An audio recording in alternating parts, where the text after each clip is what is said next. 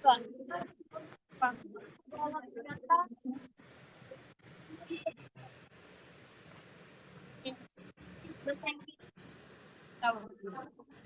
nggak tahu guys. Dia masuk kayak enggak.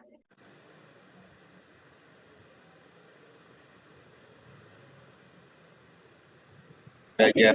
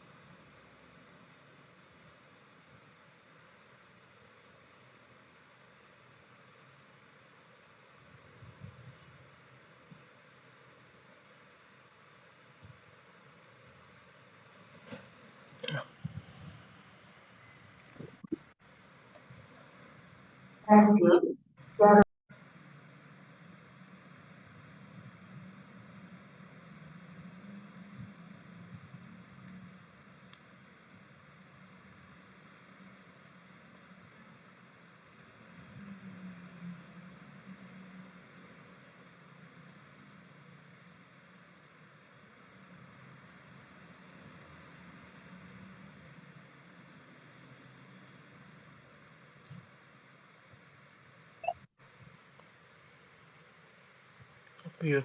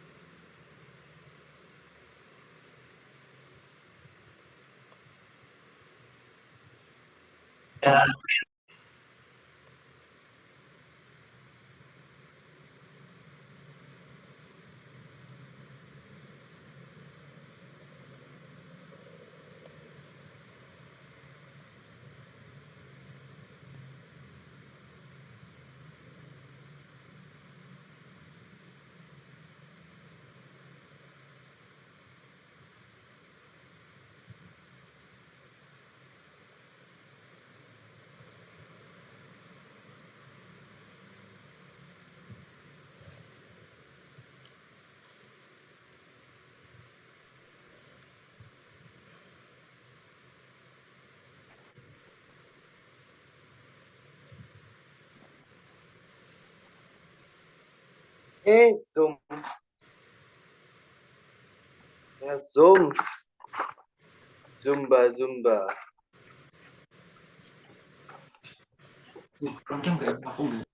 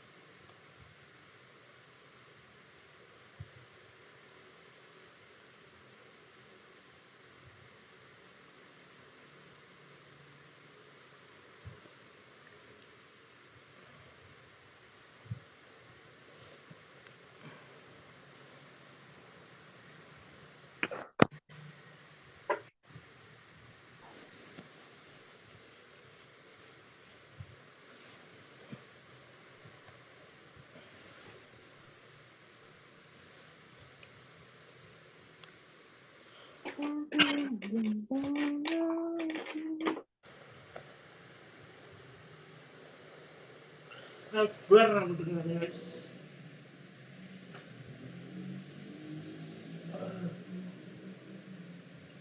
Maju upload back. Oke.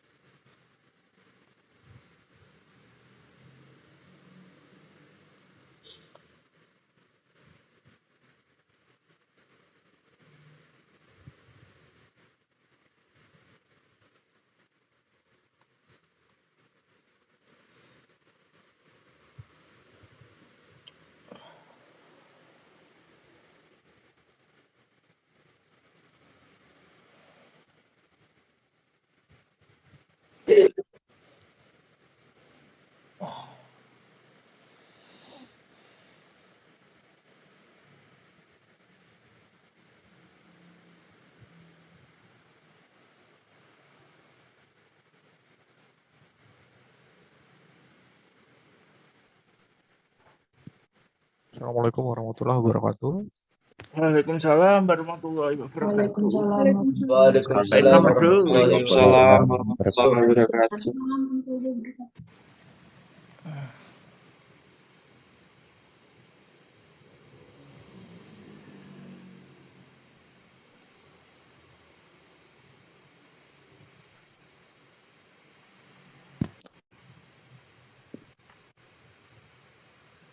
Suara saya teman-teman. Terdengar ya, Pak? Agak patah-patah. Suaranya. Kelas A2 apa A1 juga gabung di Zoom yang sama gimana?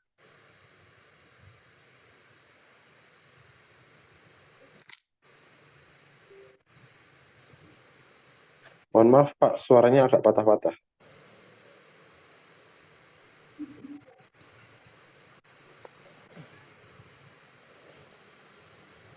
Cek satu. Halo, halo. Iya Pak, terdengar Pak.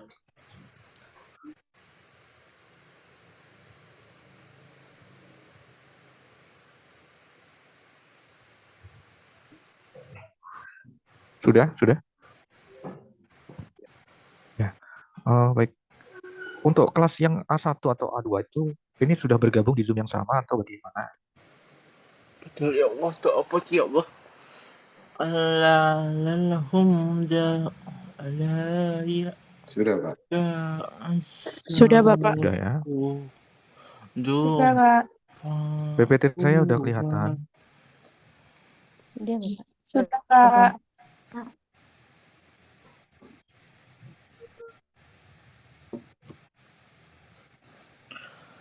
Aduh.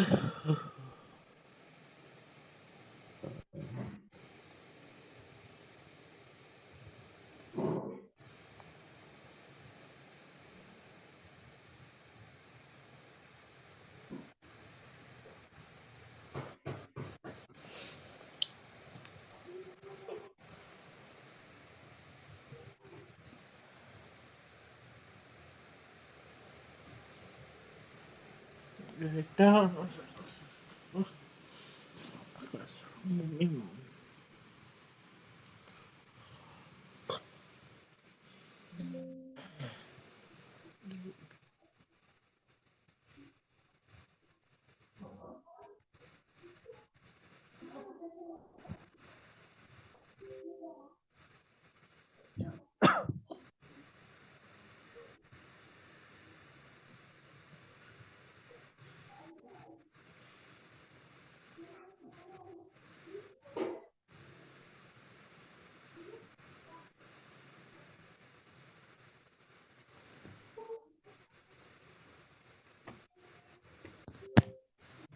Mulai ya teman-teman.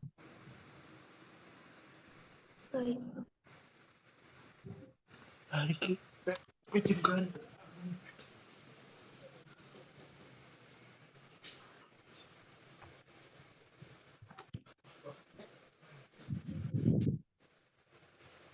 Bismillahirrahmanirrahim. Assalamualaikum warahmatullahi wabarakatuh. Waalaikumsalam. Waalaikumsalam Waalaikumsalam warahmatullahi warahmatullahi wabarakatuh. Waalaikumsalam warahmatullahi wabarakatuh. Allahumma sholli wa sallim ala Sayyidina Muhammad wa ala alihi wa sahbihi ajma'in amma ba'du. Terima kasih teman-teman sudah hadir di kuliah saya, kuliah agama Islam ya, di mana kuliah agama Islam ini merupakan mata kuliah wajib MKWU ya, mata kuliah wajib universitas gitu ya, kurikulum daripada Kementerian Pendidikan. Dan untuk mata kuliah ini sifatnya adalah kuliah bersama. Jadi gabungan dari beberapa program studi. Yang S1 sama S1 semua, yang vokasi sama vokasi semua. Nah, saya kurang tahu untuk kelas ini prodinya dari mana saja gitu ya. Tapi saya dapat jadwal diminta mengajar, mengisi mata kuliah agama Islam ini tim teaching dengan Bapak Sony gitu ya. Kebetulan saya dengan Pak Sony sama-sama orang farmasi begitu. Tetapi kan di kelas ini isinya campur ya, ada satu farmasi juga, kayaknya ada kedokteran gigi, mungkin ada satu yang lain, nggak jadi masalah ya. Untuk teknis perkuliahan saya, jadi saya metodenya hanya ceramah saja, maksudnya saya sampaikan materi, kemudian nanti mungkin di akhir ada sesi diskusi atau tanya jawab. Untuk bahan ajar saya menggunakan PowerPoint.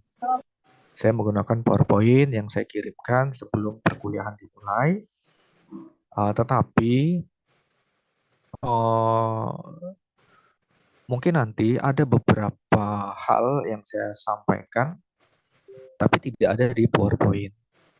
Nah, dan itu bisa saja nanti saya jadikan bahan untuk ujiannya, sehingga nanti ketika teman-teman belajar, tolong jangan hanya mengacu pada PowerPoint saja, tapi juga selama nanti kita diskusi, jika ada yang penting bisa dicatat, mungkin nanti bisa dijadikan bahan untuk saya keluarkan di ujian. Kemudian terkait absensi, saya tidak terlalu memberatkan untuk absen gitu ya. Kalian mau masuk silahkan, mau tidak juga silahkan ya. Tapi yang jelas di setiap mata kuliah saya akan menyampaikan poin-poin yang itu nanti akan saya keluarkan di ujian gitu ya. Baik, mudah-mudahan kuliah kita lancar gitu ya teman-teman. Mau perkenalan dulu ya, saya namanya Profesor University of Manchester Pharmacy, dan saya dosen di home base-nya S1 Farmasi.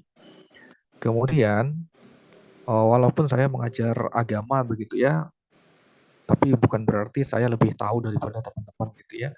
ada hal yang saya tahu, teman-teman belum tahu, ada hal yang teman-teman sudah tahu, saya belum tahu gitu ya. Atau ada hal yang sama-sama saya tahu, teman-teman tahu. Ada juga hal yang kita dua itu kita sama teman-teman nggak ada yang tahu gitu. Sehingga nanti pada kuliah ini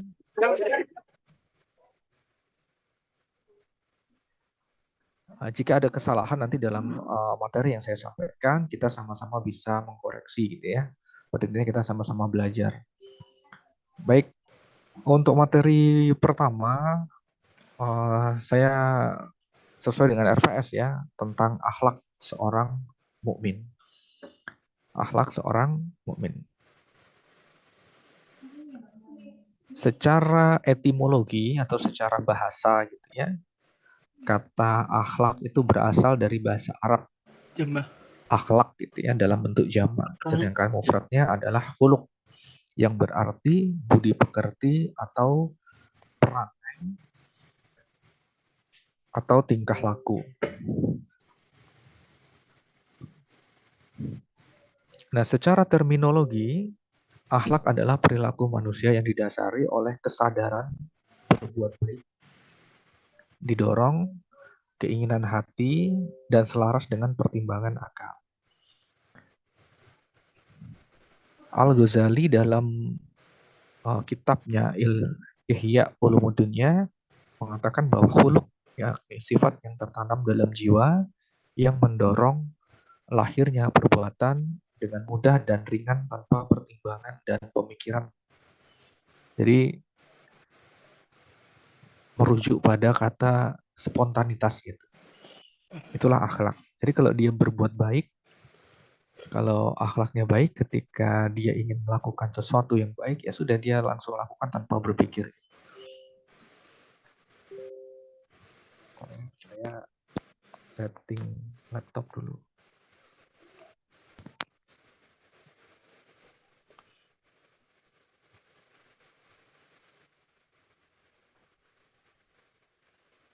Ya, balik lagi ke penjelasan secara terminologi bahwa akhlak yang baik itu atau akhlak itu adalah sifat yang tertanam dalam jiwa yang mendorong lahirnya perbuatan dengan mudah dan ringan tanpa pertimbangan dan pemikiran.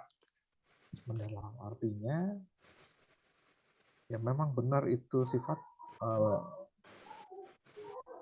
dalamnya gitu ya, bukan karena dibuat-buat, bukan karena dibuat-buat. Pernah nggak teman-teman naik pesawat gitu ya, atau pergi kemana, atau masuk ke sebuah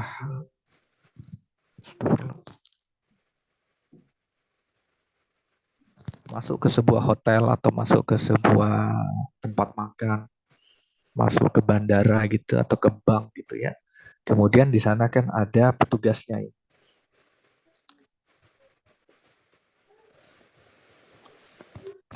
Ada petugasnya, ditanya gitu, selamat pagi, silakan duduk, apa yang bisa dibantu dan begitu ya. Seolah-olah lembut sekali gitu ya sifatnya ya. Padahal kan nggak kenal ya. Ketika naik pesawat gitu kan disambut sama petugasnya. Selamat pagi, bisa dibantu nomor duduknya, nomor berapa, ya. Ada yang bisa dibantu lagi, kalau butuh bantuan bisa panggil saya. Padahal kan kita nggak kenal gitu ya. Kok bisa dia sebaik itu? Tapi ketika kita sudah mendarat dari pesawat, turun gitu ya, kemudian ketemulah di jalan sama orang tadi. Udah biasa aja gitu. Kok nggak sebaik yang tadi kan gitu. Ketika kita datang ke resepsionis gitu kan. Selamat pagi, silakan duduk, ada yang bisa dibantu gitu. Padahal kita nggak kenal sebelumnya, tapi bisa baik begitu. Ya. Tapi ketika dia sudah di luar jam dinas gitu, kita ketemu di jalannya, sudah kita nggak, kok dia nggak negur, nggak sapa, padahal berapa jam yang lalu ketemu kok baik banget gitu. Maka itu dinamakan dengan SOP kan ya. Ya. Beda dengan akhlak. Kalau akhlak itu ya di sana baik, maka di sini juga baik. Inilah penjelasan bahwa khuluq atau akhlak tadi adalah sifat yang tertanam dalam jiwa, mendorong lahirnya perbuatan yang mudah dan ringan tanpa pertimbangan yang mendalam. Jadi dia tidak melihat apakah dia sedang dinas atau tuntutan pekerjaan dia harus ramah dengan konsumen gitu ya. Itu berarti bukan akhlak yang ditampilkan tadi. Itu hanya sekedar standar operasional prosedur pekerjaan. Beda dengan akhlak. Akhlak itu akan terbawa kemanapun dan dimanapun dia berada. Itulah disebut dengan akhlak. Ada sebuah hadis teman-teman. Ya, dalam hadis riwayat Tirmizi nomor 2004 dari Abu Hurairah radhiyallahu anhu, dia berkata, Su'ila Rasulullah sallallahu alaihi wasallam an aksari ma yudkhilun nasal jannata faqala. Rasulullah sallallahu alaihi wasallam ditanya mengenai ya Rasul, amalan apa yang banyak memasukkan orang ke dalam faqala taqwallah wa husnul khuluq. Beliau menjawab takwa kepada Allah dan husnul khuluq. Husnul khuluq itu adalah akhlak yang baik.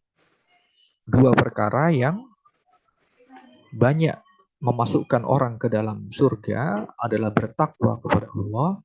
Yang kedua adalah akhlak yang baik. Kemudian lanjut lagi pertanyaannya. Wasu'ila an aksari mayudkhilu man yukhilun nasan nar. Ya, faqala ya Rasulullah, lalu apa amalan yang paling banyak memasukkan orang ke dalam neraka? Kemudian Rasulullah menjawab, al-famu wal faraj. Yang artinya mulut karena mulut dan karena kemaluan.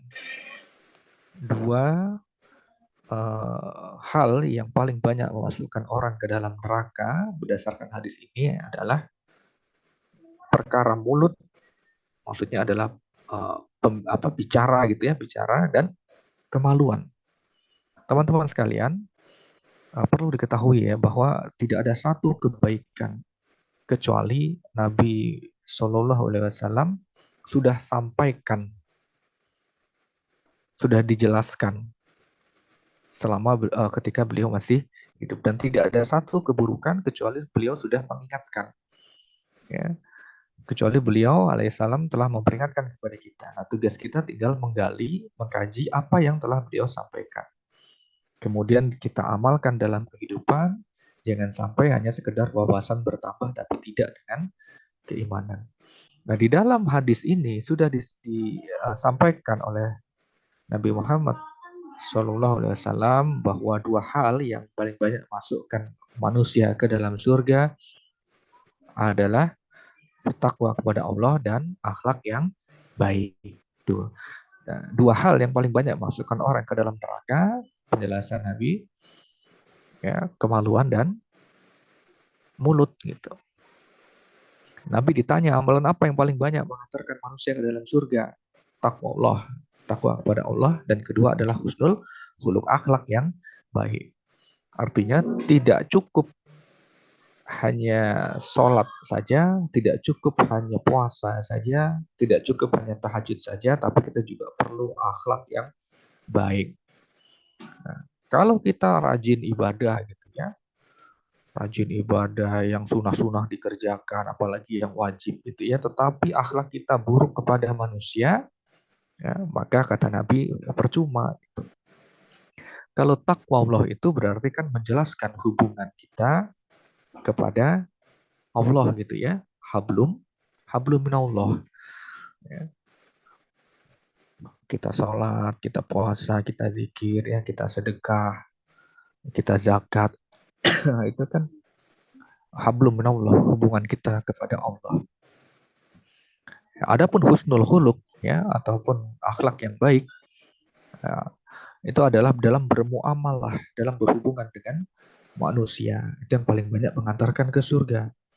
Ya, dan beliau ditanya sebab apa yang paling banyak masukkan ke dalam neraka, maka beliau mengatakan al-famu wal faraj, mulut dan kemaluan, kata Nabi. Nah, tapi kita hari ini bicara tentang akhlak yang baik gitu ya. Bicara takwa Allah dan akhlak yang baik.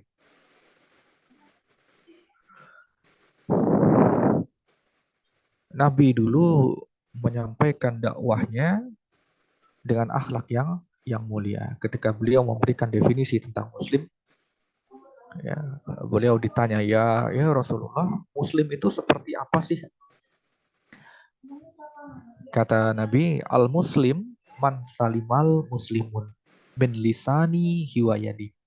Yang disebut orang Islam, yang disebut orang Muslim, mukmin adalah orang yang orang lain itu selamat dari keburukan lisannya dan dari kejahatan tangannya.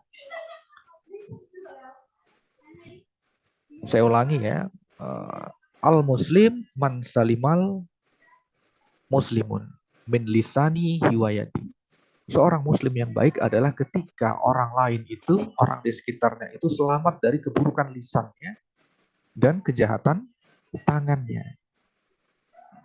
Maka seorang mukmin itu harusnya dia tidak suka mencaci, tidak suka melaknat. Kalau dalam bahasa Jawa, misuh gitu ya, nggak kotor omongannya, nggak suka, nggak yang buruk-buruk ya, itu baru dikatakan seorang mukmin. Coba sekarang kita koreksi diri kita sendiri gitu ya. Apakah kita sudah bisa dikatakan seorang mukmin yang baik sesuai dengan penjelasan dari Nabi Muhammad SAW? Bagaimana dengan lisan kita? Apakah orang-orang di sekitar kita ya pernah merasa tersakiti dengan lisan kita, dengan tangan kita? Kalau sekarang mungkin zamannya zaman media sosial gitu ya, yang berbicara bukan lagi lisannya, bukan lagi mulutnya, tapi ketikannya ya, komen gitu ya. Ya sama saja itu, kan itu berasal dari hatinya kan ya. Nah, apakah lihatlah coba jejak digitalnya itu ya, kan bisa dilihat itu ya. Kita pernah nulis apa ya? Apakah Allah ridho dengan apa yang dulu kita tulis di media sosial? Apakah Allah ridho yang kita ketik komenan di orang, mencaci, memaki gitu ya, menghujat dan sebagainya? Allah mengatakan tentang nabinya Sallallahu Alaihi Wasallam bahwa Nabi Muhammad itu memiliki sikap yang rauf, kasih sayang gitu ya, yang lembut ucapannya, lembut baik akhlaknya. Ya. Bukan berarti sebagian orang mengatakan bahwa dakwah Nabi itu dakwah yang menyinggung orang lain. Gitu. Justru selembut apapun yang disampaikan Nabi, yang diucapkan Nabi, apabila itu kebenaran, maka ketika orang-orang yang batil, ya, orang-orang yang ada penyakit dalam hatinya tetap merasa akan tersinggung. Gitu. Walaupun penyampaiannya itu adalah penyampaian yang lembut, yang baik. Tapi karena dasarnya di dalam hatinya itu keras, gitu ya, sebaik apapun, selembut apapun yang disampaikan oleh Nabi, maka akan dianggap sebagai ucapan yang menyinggung. Gitu. Di PowerPoint saya menampilkan beberapa kisah Nabi. Ya, ini yang sekarang tampil dari Quran Surah An-Nazi'at ayat 18 dan 19 ketika Nabi Musa menjumpai Fir'aun. Nabi Musa menjumpai Fir'aun bersama Harun datang menghadap raja. Allah memerintahkan kepada mereka berdua, katakan kepadanya ucapan yang lembut. Semoga dia ingat, semoga ia jadi takut.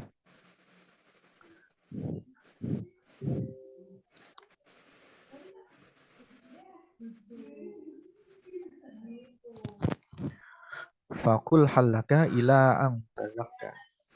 Maka katakanlah kepada Fir'aun, adakah keinginanmu untuk membersihkan diri dari kesesatan? Wa ahdiyaka ila rabbika fatakhsa. Dan engkau akan kupimpin ke jalan Tuhanmu agar engkau takut kepada Allah.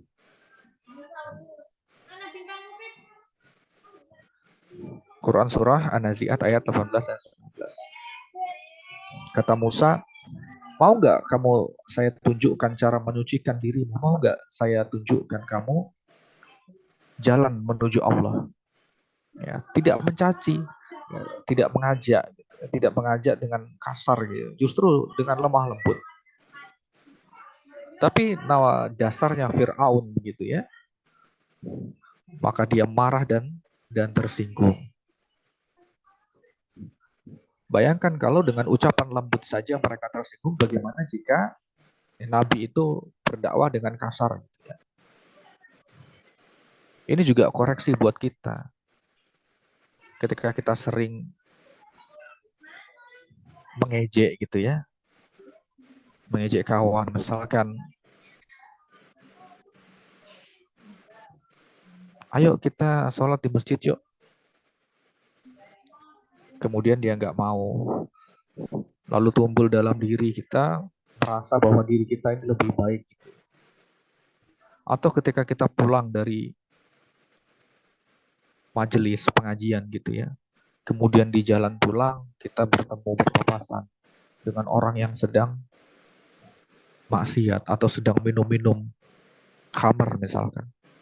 Kemudian muncul dalam benak kita gitu ya. Sudah tua minum khamar, bukannya beribadah, kan begitu. Itu adalah bentuk kesombongan sebenarnya. Ya, bukan akhlak yang mulia.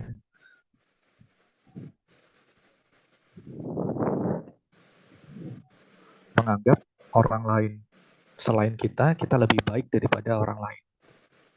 Karena kebetulan kita sedang baru selesai beribadah. Melihat orang lain masih melakukan maksiat, kemudian kita merasa bahwa kita lebih baik dari mereka. Itu justru adalah akhlak yang tidak baik. Ya, belum dimulai, belum keluar di mulut, baru di hati saja. Itu justru bentuk daripada kesombongan. Itu yang tidak baik, dan itu bentuk akhlak yang buruk. Ya, apalagi kalau kita mengajaknya dengan mengejeknya gitu ya, dengan kata-kata yang kasar. Udah tua, bukannya sholat ke masjid malah minum-minum gitu. Awas masuk neraka lo. Doain masuk neraka lo misalkan. Bagaimana orang mau simpati dengan kita gitu kan? Bagaimana orang mau menerima dakwah yang seperti itu? Sampaikanlah dengan lemah lembut gitu. Tugasnya hanya cukup menyampaikan, mengajak saja. Ya, masalah dia mau atau tidak itu adalah hidayah dari Allah Subhanahu wa taala. Ya, sampaikan dakwah dengan akhlak yang mulia.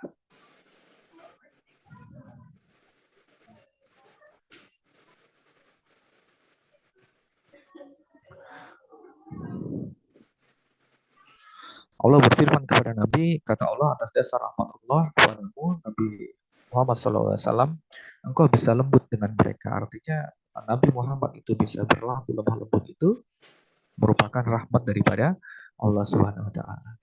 Allah yang menjadikan Nabi sifat yang lembut ini sebagai akhlak yang harus kita tiru. Andai kata engkau kasar, hatinya keras, omongnya kasar, maka orang-orang akan menjauh dari engkau. Itu baginda Nabi Muhammad SAW. Ya, manusia dengan akhlak yang mulia, yang agung. Gitu. Kasar sedikit omongnya, orang akan kabur lari. Bagaimana dengan kita? Kalau teman-teman pernah membaca Sirah Nabawiyah, ya. Apa itu Sirah Nabawiyah? Sirah Nabawiyah itu adalah kisah hidup perjalanan Nabi. Sirah Nabawiyah. Sering-sering baca Sirah Nabawiyah untuk nanti lama-lama akan menumbuhkan kecintaan kita kepada Nabi Muhammad SAW. Ya, insya akan meningkatkan keimanan juga. Dalam riwayat hidup Nabi itu pernah berdakwah di kota Taif. Kota Taif itu ya jaraknya di sebelah kota Mekah.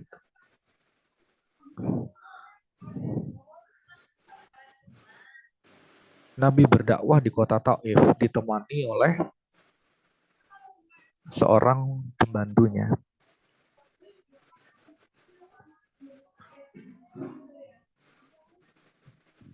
Kota Taif ini teman-teman, kota Taif ini waktu itu musim panas gitu ya. Musim panas di tanah Arab itu kan berarti ya udah gurun, musim panas lagi. Ya. Waktu itu musim panas. Ya, beliau datang ke kota Taif ditemani oleh Zaid bin Harithah. Jalan kaki tanpa menunggangi unta. Ya. Jalan kaki itu kalau dari kota Mekah mungkin berhari-hari jaraknya. Ya. Sampai di kota Taif, beliau bertemu dengan kepala suku di sana, menyampaikan maksud dan tujuannya ingin berdakwah kepada masyarakat di kota Taif. Tapi kepala suku yang ada di sana itu sudah dihasut oleh Abu Jahal. Abu Jahal itu siapa ya? Dwita Nanda Putri ada?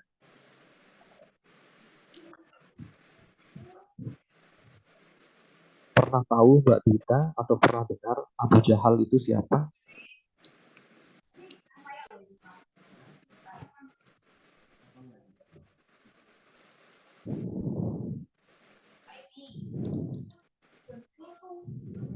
Tahu nggak, pernah dengar nggak? Abu Jahal. Pernah, Pak. Pernah. Abu Jahal itu yang baik atau yang jahat ya?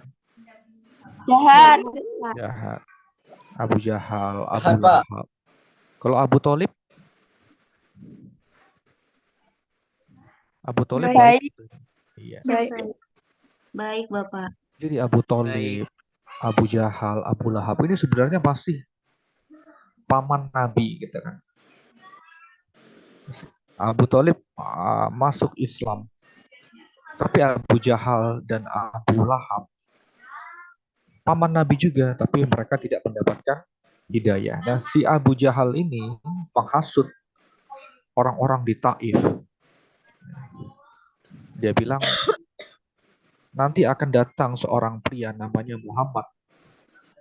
Dia adalah keponakanku, keponakan saya. Maka saya lebih mengerti sifatnya. Kata Abu Jahal. Muhammad itu katanya adalah seorang penyihir. Dia akan memisahkan laki-laki dan perempuan, memisahkan anak dengan orang tuanya. Jangan diterima. Hasut oleh Abu Jahal. Sehingga kepala suku yang ada di pembesar-pembesar yang ada di Taif tadi termakan hasutnya oleh Abu Jahal. Sehingga ketika Nabi Muhammad SAW datang ke mereka, mereka menolak dengan keras. Bahkan mereka menghasut masyarakat-masyarakat di kota Taif untuk melempari dan meneriaki Nabi Muhammad. Ingat nggak kisah itu?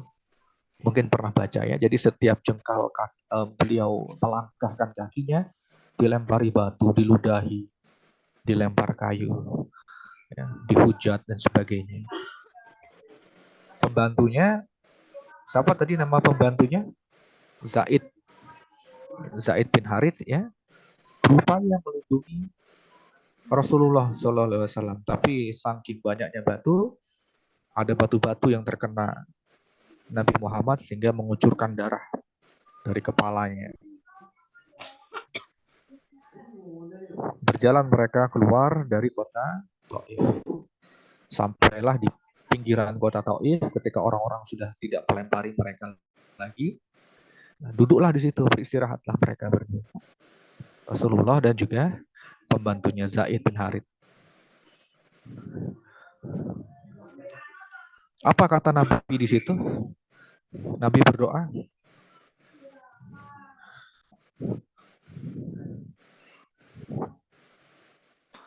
Ini doa yang Nabi panjatkannya ketika beliau beristirahat di bawah pohon kurma itu. Ya Allah, aku mengadu kepadamu atas lemahnya kekuatanku dan sedikitnya usahaku serta kehinaan diriku di hadapan manusia.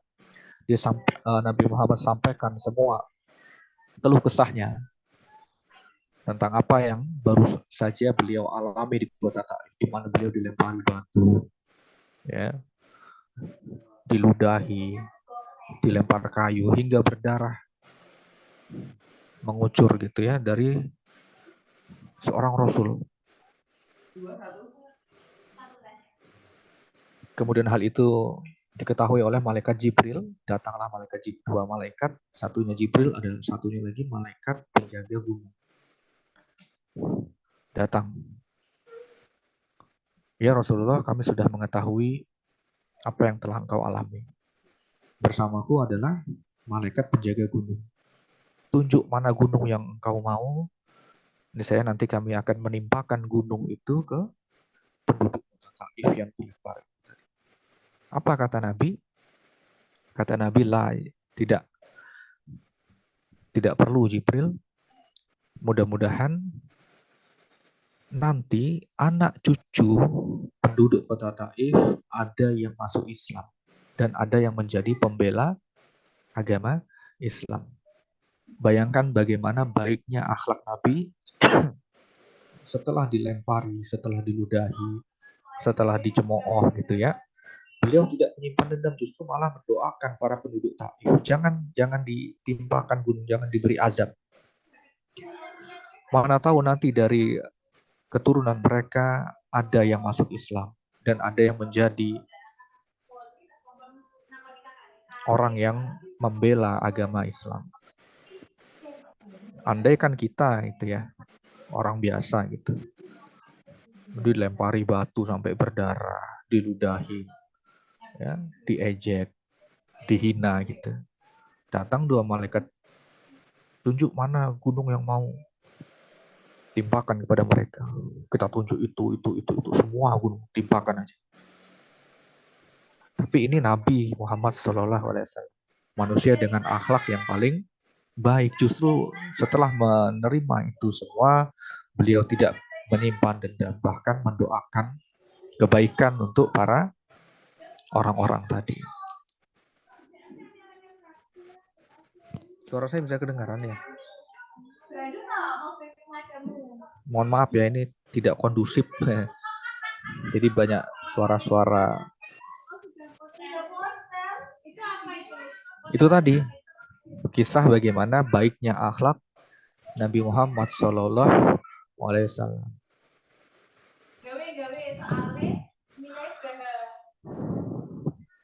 Pernah nggak mendengar ada seorang wanita, ya Rasulullah, di sana ada seorang wanita yang rajin sholat, rajin ibadah, rajin puasa, tetapi menyakiti hati tetangganya. Menyakiti hati tetangganya dengan lisannya, omongannya menyakitkan hati. Kalau ngomong pedes gitu ya, apa kata Nabi? Dia ada di neraka. Nggak ada kebaikan di wanita ini dan dia di neraka tempatnya. Gara-gara lisan gitu. Maka jangan kita bertakwa kepada Allah tapi sikap ke manusia atau ke temannya atau ke kerabatnya buruk. Karena butuh keseimbangan antara hablum minallah dan hablum minan nas. Hubungan kepada Allah, ibadah-ibadah sholat, sunnah, yang wajib kita laksanakan. Tapi jangan juga melupakan hablum minan nas. Ada lagi kisah seorang wanita ya, pezina yang memberi minum anjing. Ini tentu teman-teman sering mendengar atau pernah mendengar ya. Ada seorang wanita pezina melihat seekor anjing di hari yang sangat panas ya. Anjing tersebut hanya berkeliling mengelilingi sumur sambil menjulurkan lidahnya saking panasnya, saking hausnya.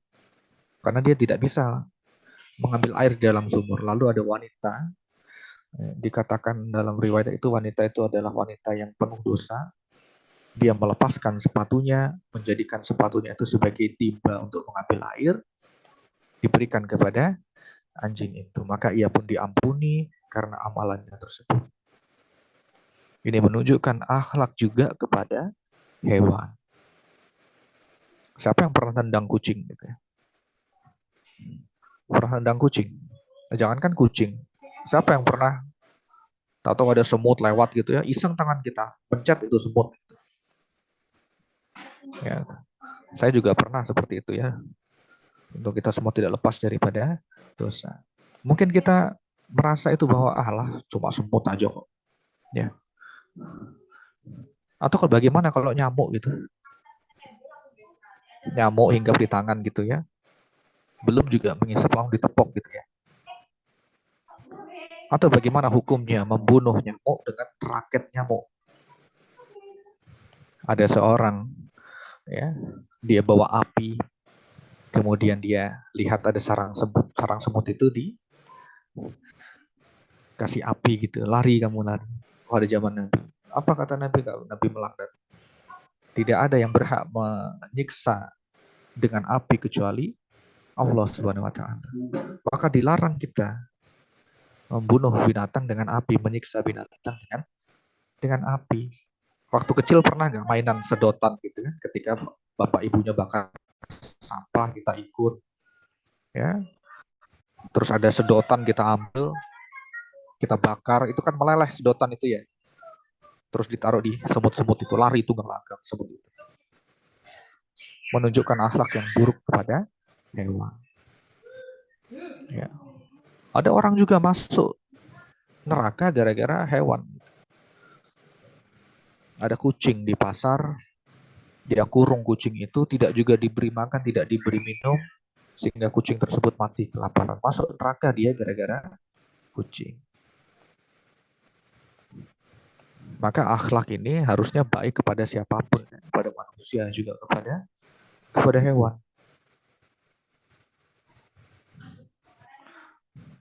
Nabi berkata, sesungguhnya aku diutus untuk menyempurnakan akhlak yang baik. Sesungguhnya aku diutus untuk menyempurnakan akhlak yang baik. Zaman sekarang kalau ada tradisi yang baik, bahasanya kearifan lokal gitu ya, lestarikan nggak apa-apa. Tapi kalau tradisi itu ada kemungkaran, maka kita wajib meninggalkannya. Dari mana kita tahu tradisi ini baik atau buruk? Maksudnya bagaimana kita tahu bahwa tradisi ini baik dalam Islam atau justru merupakan kemungkaran? Maka kembalikan saja kepada qala Allah, qala Rasul. Apa yang Allah sudah turunkan dalam Al-Quranul Karim. Nabi sudah sebutkan dalam sunnahnya. Semua tradisi kalau bertentangan dengan Quran dan sunnah, tinggalkan. Karena akhlak yang baik tadi disampaikan Nabi bahwa Nabi diutus untuk menyempurnakan akhlak yang baik. Tapi zaman sekarang, kalau kita menemukan sebuah tradisi itu yang menyalahi Al-Quran dan As-Sunnah, tinggalkan saja.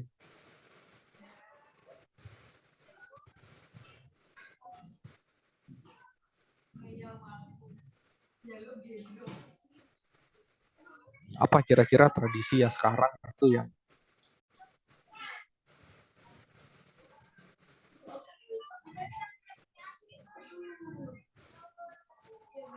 banyak ya tradisi sekarang, terutama yang di Jawa ini ya, yang menyalahi Al-Quran dan As-Sunnah. Apa contohnya? Pernah lihat di berita atau di TV gitu ya, tradisi menyembelih kepala kerbau, menyembelih sapi atau menyembelih kambing, kemudian dilarungkan atau dilarutkan di sungai atau di laut gitu ya. Pernah lihat? Kira-kira itu sesuai dengan Quran dan Sunnah atau enggak? Tidak. Ya. Tetapi di berita-berita itu kan disebutkan di narasinya ya, warga melakukan tradisi larung kepala kerbau. Kemudian orang-orang diwawancara, ini adalah tradisi turun-temurun nenek moyang sebagainya.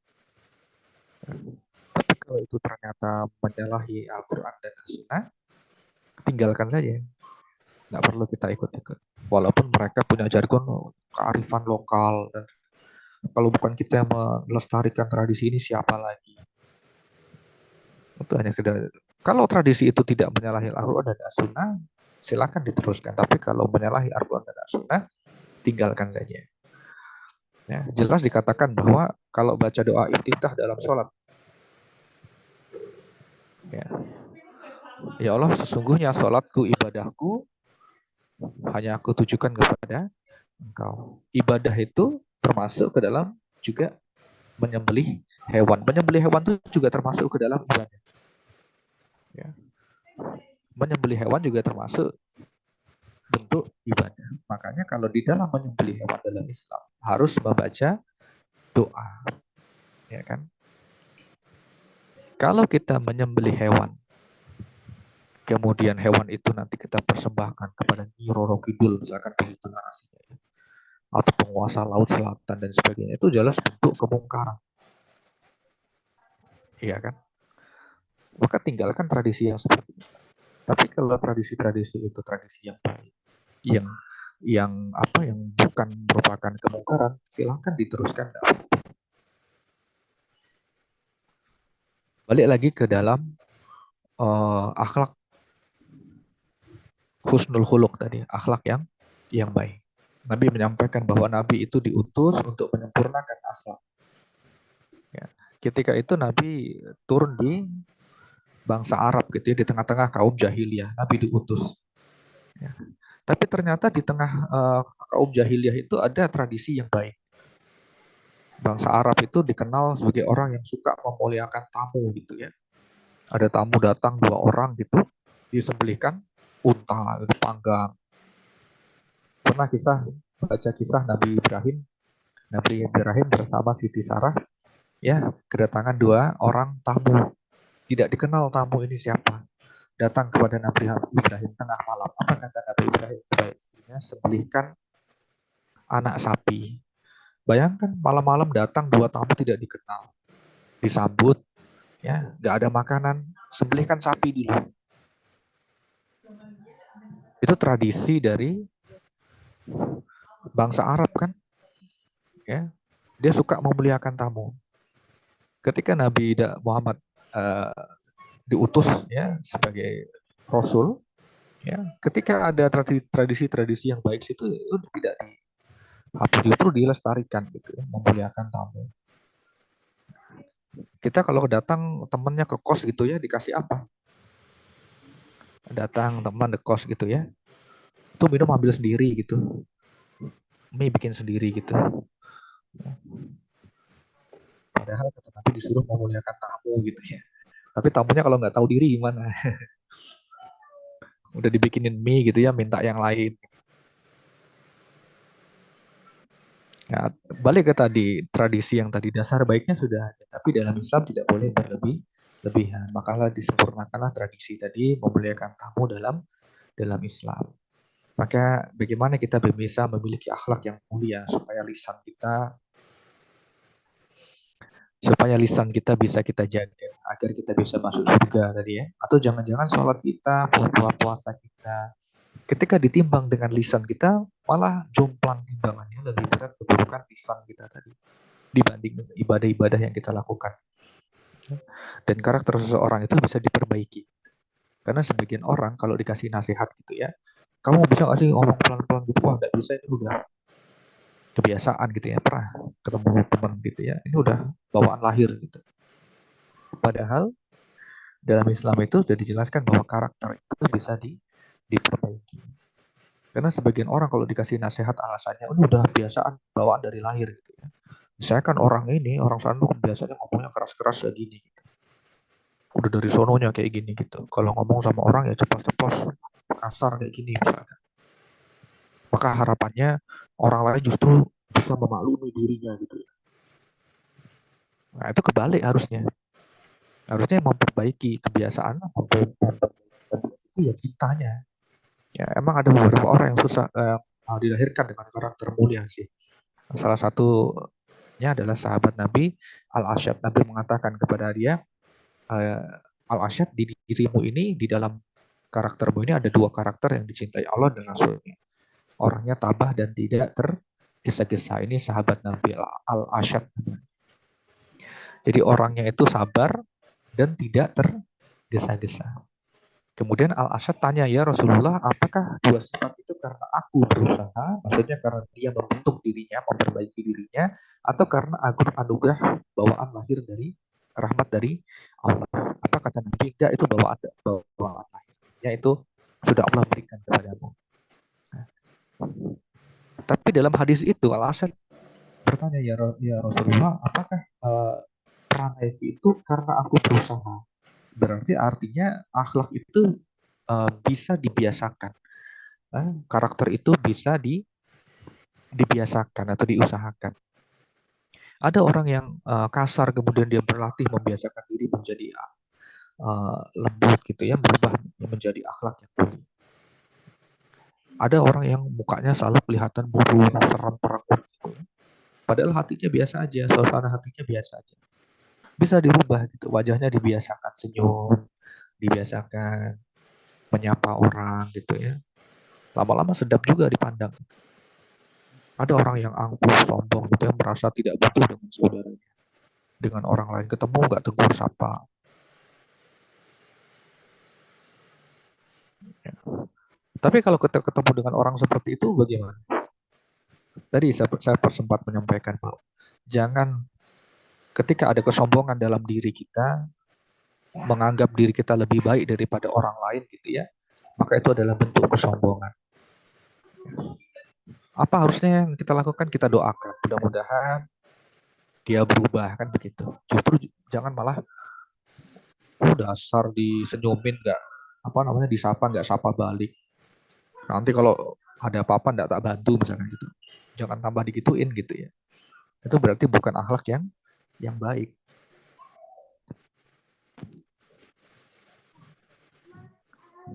Sehingga bagaimana cara untuk memperbaiki akhlak?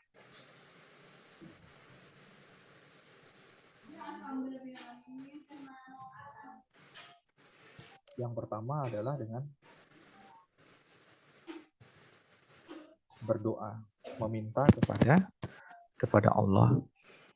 Untuk cara pertama untuk mendapatkan akhlak yang mulia adalah berdoa. Dalam perang Badar, 3.000 pasukan muslim melawan 10.000 musuh orang musyrik. Dimenangkan oleh pasukan muslim walaupun jumlahnya lebih sedikit, bukan karena pasukannya lebih kuat, bukan karena lebih hebat, bukan karena alatnya lebih canggih. 3.000 lawan 10.000 gitu. Yang menang 3.000 itu bukan karena 3.000-nya itu hebat, tapi karena Nabi berdoa kepada Allah. Apa yang dilakukan Nabi? Ya, Nabi bikin parit dulu ketika perang itu. Artinya Nabi berusaha. Setelah berusaha, apa yang dilakukan Nabi? Lalu berdoa supaya dimenangkan. Maka kata Allah, berdoalah, mintalah kepadaku, niscaya aku akan kabulkan. Tuh. Kalian minta sama aku pasti kabulkan permohonan kalian. Tapi sayangnya dari kita itu yang diminta itu urusan dunia aja gitu ya. Ya Allah, mudahkanlah segala urusanku, cukupkanlah rezekiku gitu ya. Berikanlah aku uang yang banyak misalkan. Tapi pernah nggak kita minta, ya Allah, perbaikilah akhlakku. Perbaikilah akhlakku gitu ya, menjadi akhlak yang mulia.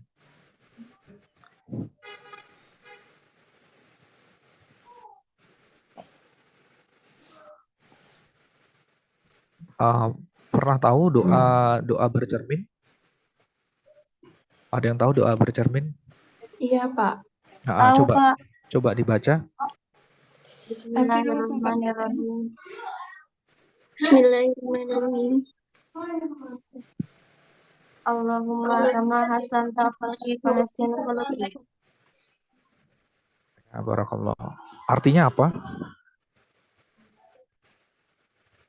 Allahumma hasanta khalqi fahasin khuluqi. Ya Allah, sebagaimana telah Engkau berikan aku wajah yang rupawan, maka perbaikilah pula akhlakku. Di dalam doa bercermin ada doa minta untuk diperbaiki akhlak. Ya Allah, sebagaimana Engkau telah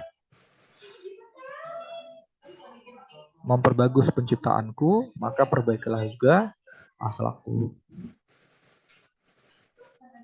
Setiap doa itu tidak ada doa yang sia-sia, teman-teman. Jika tidak dikabulkan di dunia, maka nanti akan diganti dalam bentuk pahala ketika di akhirat. Maka tidak ada ruginya untuk berdoa. Minta kepada Allah, ya Allah, perbaikilah akhlakku.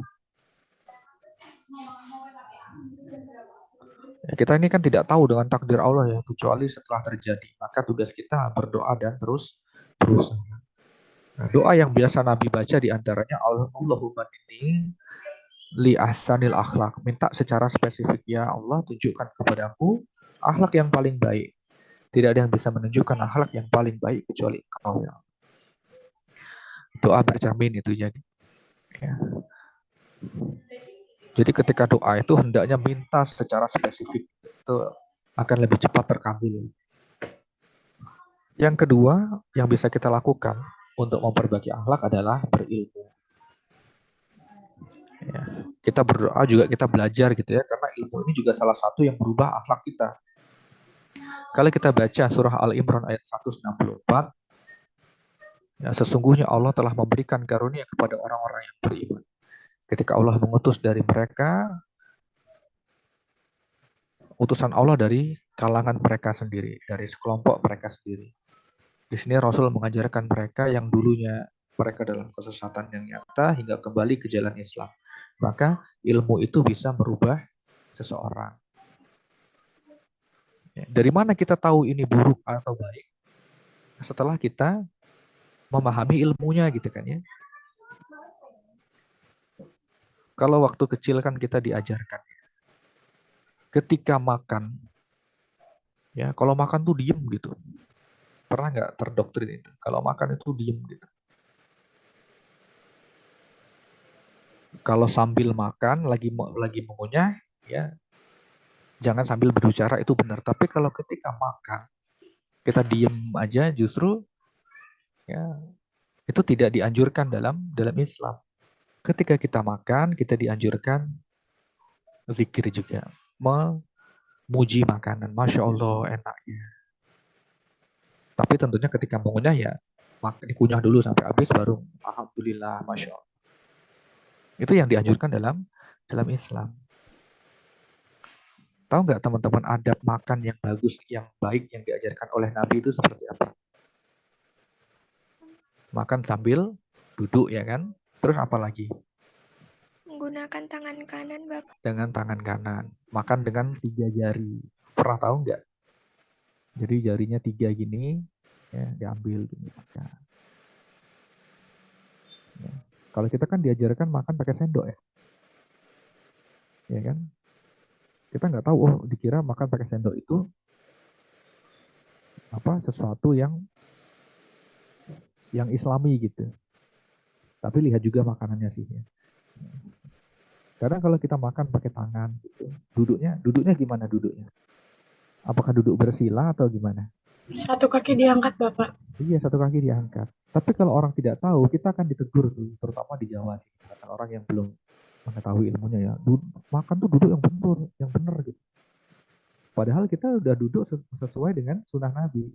Artinya akhlak itu perlu kita pelajari. Kita harus tahu ilmunya dulu. Ya kan? Baru kita tahu, oh ini akhlak yang bagus, ini akhlak yang kurang bagus, dan sebagainya. Artinya kita harus berilmu dulu untuk bisa mengetahui itu.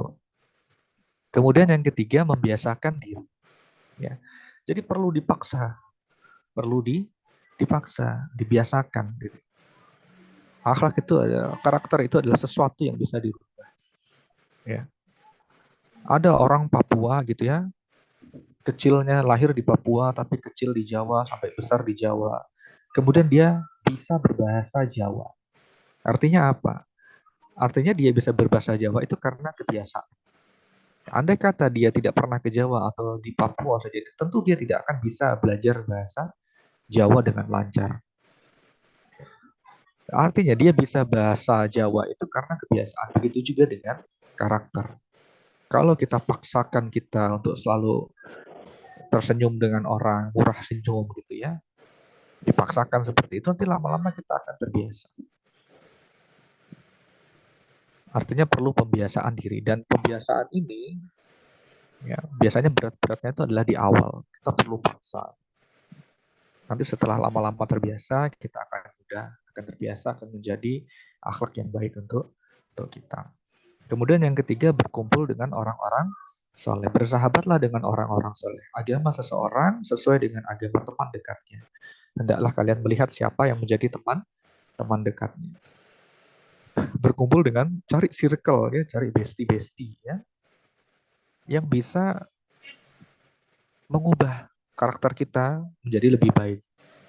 Jangan sebaliknya, ya, berteman atau berteman dekat dengan orang-orang yang justru kita nanti akan ikut menjadi seperti mereka yang berakhlak kurang baik. Silakan berteman dengan siapa saja, tapi pilihlah teman dekat ya yang tepat. Ya, ini bukan berarti kalau dia akhlaknya perangainya buruk tidak usah kita jadikan teman, enggak gitu. Tetap berteman, tapi jangan jadikan teman dekat. Atau kita kita dakwahkan, kita ajak, kita tegur. Kalau dia tidak mau ya sudah, tidak perlu memaksa. Ya. Tapi untuk membentuk kita, membiasakan diri kita supaya kita terjaga dengan akhlak-akhlak yang mulia, carilah teman dengan akhlak yang mulia juga. Ya, kumpulan kita soleh, ya, maka kita akan terpengaruh juga dengan kumpulan itu. Saya rasa itu tentang akhlak yang mulia, akhlak seorang mukmin ya, akhlak yang baik. Mudah-mudahan bisa menambah wawasan kita dan juga menambah keimanan. Nah, sebelum saya akhiri, ada yang mau didiskusikan dulu teman-teman?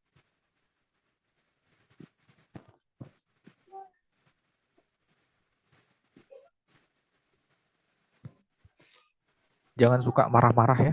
Ada yang masih suka marah-marah, suka emosian gitu ya. Orang suka marah-marah itu cerminan daripada akhlak yang buruk, yang sabar gitu. Tapi jangan tergesa-gesa, santai aja, sabar, jangan suka marah. Karena ujung-ujungnya orang marah itu mesti dia akan menyesal. Orang yang marah itu ujung-ujungnya akan menyesal. Dia caci maki temannya di depan umum gitu kan ya. Temannya tak berdaya, tertunduk lesu, tak berdaya, dia merasa puas gitu. Tapi nanti ketika dia bersendirian, dia akan memikirkan perbuatannya tadi, kemudian dia akan menyesal. Pokoknya orang marah itu ujungnya pasti menyesal. Kalau marah itu apa obatnya?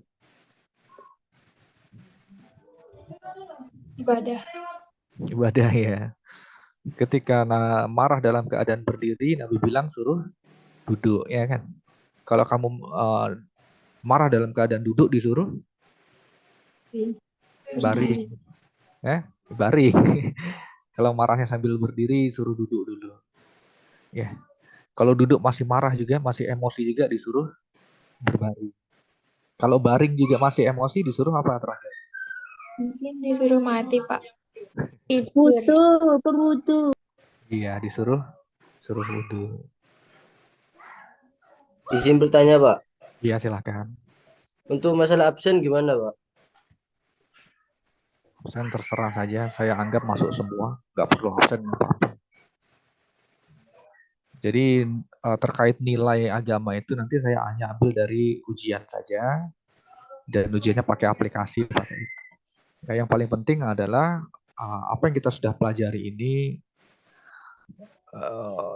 nilai itu hanya penilaian dari manusia kan. Ilmu itu bukan yang dinilai di atas kertas atau yang muncul di sistem OASIS dan sebagainya. Tapi ilmu yang bermanfaat itu adalah ilmu yang berguna nanti bagi diri sendiri atau nanti dengan orang lain. Nah, mudah-mudahan apa yang kita pelajari ini selain menambah wawasan juga meningkatkan keimanan kita. Saya rasa itu dulu ya kuliah hari ini. Jadi tidak usah dipikirkan UTS UAS soalnya apa atau absensinya bagaimana. Saya tidak terlalu memfokuskan pada itu. Yang penting ada hal bermanfaat yang bisa kita ambil dari diskusi kita tadi. Gitu saja ya Mas ya. Oke. Baik Bapak, terima kasih. Terima kasih teman-teman. Saya rasa cukup untuk hari ini. Kita ketemu lagi minggu depan. Saya akhiri. Wassalamualaikum warahmatullahi wabarakatuh. Waalaikumsalam warahmatullahi wabarakatuh. Waalaikumsalam. Bapak.